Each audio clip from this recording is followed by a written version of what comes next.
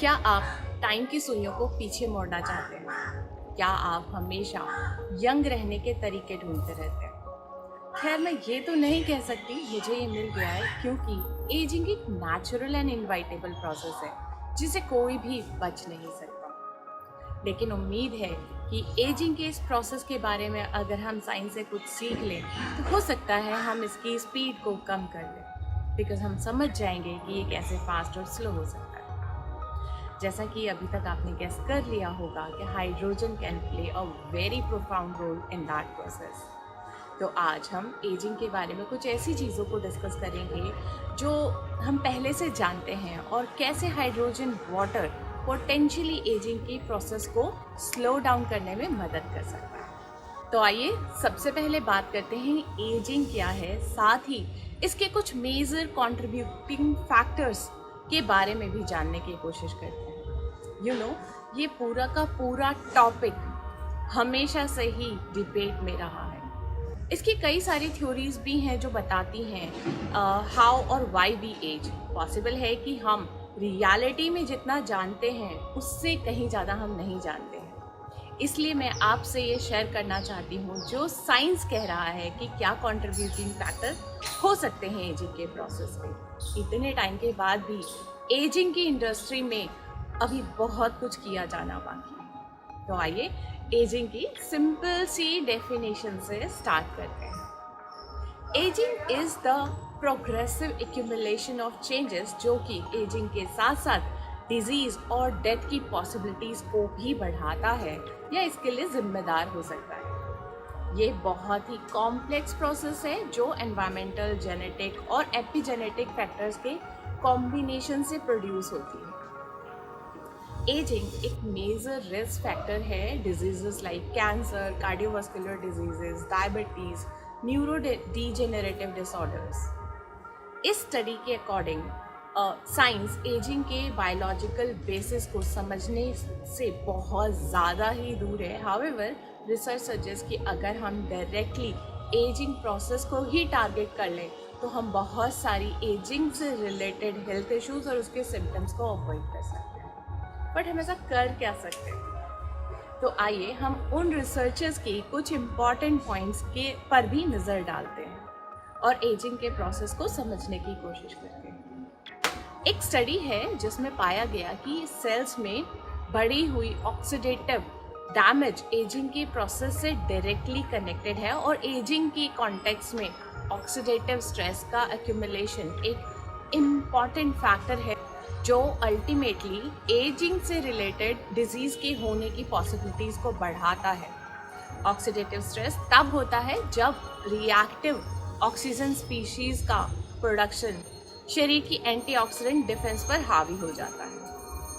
एक और आर्टिकल है जो ये बताता है कि जब ऑक्सीडेटिव डैमेज होता है तो उस टाइम ROS यानी कि reactive oxygen species already aged cell को प्रोड्यूस करना शुरू कर देती है, जिन्हें हम सेंसेंट सेल कहते हैं। सेंसेंट सेल स्पेशली वो सेल्स होती हैं जिनमें सेल्फ रेप्लिकेशन एबिलिटीज नहीं होती हैं। सेंसेंट सेल एजिंग और एजिंग से होने वाली डिजीजेस के लिए हाईली कंट्रीब्यूटिंग साबित होता है।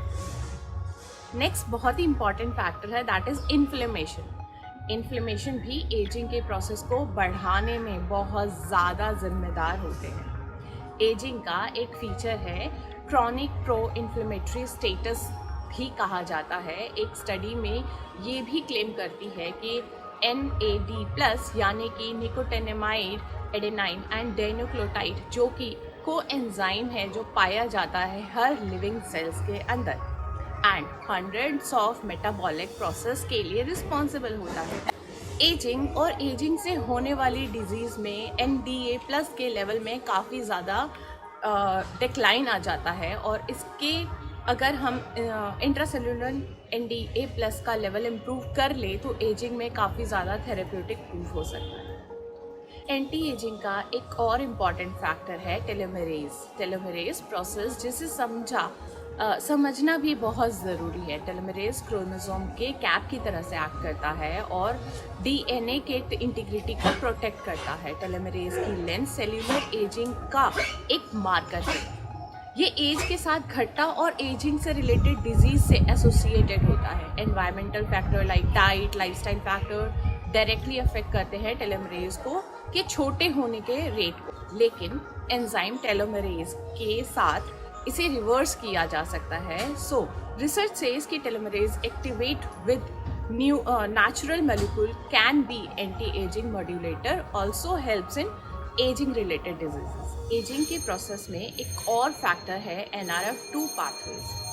NRF2 एक ट्रांसक्रिप्शन फैक्टर है जिसे सेल्यूलर रीडॉक्स होम्योस्टैटिस का मास्टर माना गया है। एजिंग के साथ NRF2 एक्टिवेशन भी कम हो जाता है। ये उन चीज़ों को रेगुलेट करता है जो ऑक्सीडेटिव स्ट्रेस से लड़ते हैं। इसलिए loss of NRF2 expression antioxidative stress को अलाउ करेगा और उम्र बढ़ने के प्रोसेस को फास्ट फॉरवर्ड कर देगा। एजिंग को स्लो करने के लिए एंजाइम कॉल सेरोटोनिन पर भी काफ़ी डिटेल में रिसर्च की जा रही है। एक स्टडी में पाया गया कि जैसे जैसे लोगों की उम्र बढ़ती है उनका जो कार्डियोवास्कुलर सिस्टम है उसमें CRT1 नाम का सेरोटोनिन का लेवल काफ़ी ज़्यादा ड्रॉप हो जाता है, जिससे ये पता चलता है कि कार्डियोवास्कुलर सिस्टम की एजिंग शुरू हो गई है। पर कुछ एविडेंसेस हैं कि एक और सेरोटोनिन CRT3 ह्यूमंस की लॉन्गेविटी को काफ़ी हद तक इन्फ्लुएंस कर सकता है।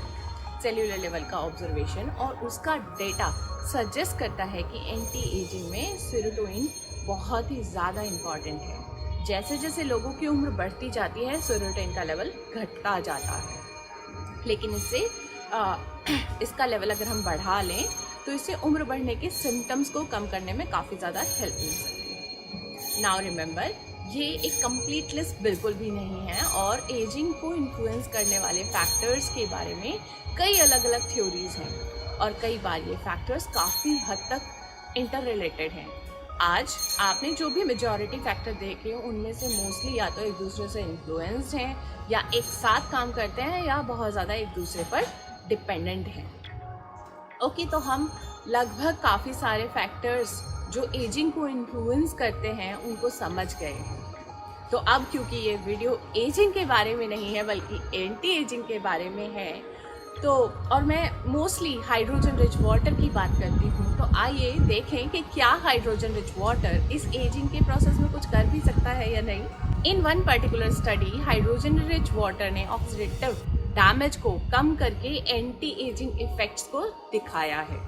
ये ऑक्सीडेटिव स्ट्रेस को कम कर सकता है और इसमें anti inflammatory and anti apoptotic properties observe की गई हैं और इसमें बताया गया कि हाइड्रोजन वाटर को पीने से एजिंग और इन्फ्लेमेशन के नेगेटिव इफेक्ट से लड़ने में बेनिफिट्स होते हैं। एक और स्टडी है जिसमें सेल्स को एक टॉक्सिन के कांटेक्ट में लाया गया जिससे उनका NAD+ लेवल को डिक्रीज कर दिया और CRT1 की एक्टिविटी को भी डैमेज कर दिया, इम्पेयर कर दिया। और जब इसी सेल में हाइड्रोजन रिच वाटर मिलाया गया तो NAD+ का लेवल इम्प्रूव हुआ और CRT1 की एक्टिविटीज़ नॉर्मलाइज हो गई। और ये इंडिकेट करता है कि हाइड्रोजन सेल को उस डैमेज से होने से बचाता है जो NAD+ लेवल के रिड्यूस होने से बनती है। Let's keep going. इस वीडियो में अभी तक हमने देखा कि कैसे हाइड्रोजन रिच वाटर यानी कि hydrogen has a long lasting antioxidant and anti ageing effect through NRF2 pathway. इससे ये भी पता चलता है कि हाइड्रोजन रिच वाटर एक बेनिफिशियल ड्रिंक है जो लॉन्गेविटी को प्रमोट करती है। इसके साथ ही हाइड्रोजन रिच वाटर टेलोमेरेज की एक्टिविटी को भी बढ़ाता है जो टेलोमेरेज को डैमेज होने से प्रोटेक्ट कर सकता है। दिस सजेस्ट कि पॉसिबली अगर हम हाइड्रोजन रिच वाटर यूज़ करते हैं तो वो थेरेप्यूटिक इंटरवेंशन साबित हो सकती है एजिंग और एजिंग से रिलेटेड होने वाली डिजीजेस पर। स्टडी से ये भी पता चलता है कि hydrogen rich water CRT1 enzyme को अप रेगुलेट करता है। इसके अलावा ये भी पाया गया है कि हाइड्रोजन ट्रीटमेंट CRT3 एंजाइम के एक्सप्रेशन को भी अब रेगुलेट करता है और एंटीऑक्सीडेंट एंजाइम एक्टिविटी को भी इन्हांस कर सकता है और तो और इन्फ्लेमेटरी रिस्पॉन्सेस को भी रिड्यूस करता है।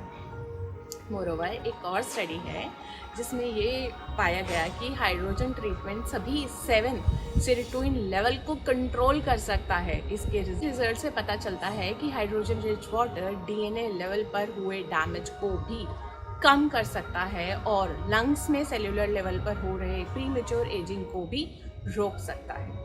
इस स्टडी में हाइड्रोजन रिच वाटर के antioxidant and anti ageing effect को हाईलाइट किया गया है, जो क्लियरली इंडिकेट करते हैं कि हाइड्रोजन रिच वाटर एक बहुत ही पावरफुल एंटी एजिंग एजेंट है। तो इसके अकॉर्डिंग ये हाईली पॉसिबल है कि हाइड्रोजन रिच वाटर सेल के रीडॉक्स स्टेटस को मेंटेन रखने में इन्वॉल्व है, जिससे सेल्यूलर एजिंग और इंडिविजुअल एजिंग सप्रेस करने में केपेबल हो जाता है।